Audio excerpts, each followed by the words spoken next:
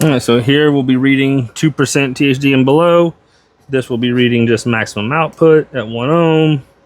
Do 14.8 wherever it starts. 5-second sweep.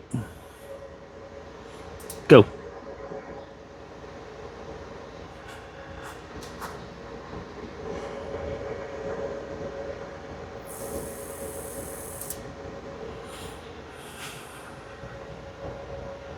Nice.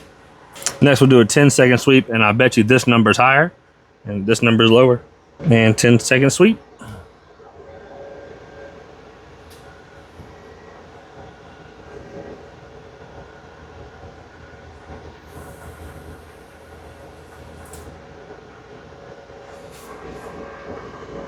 Boom.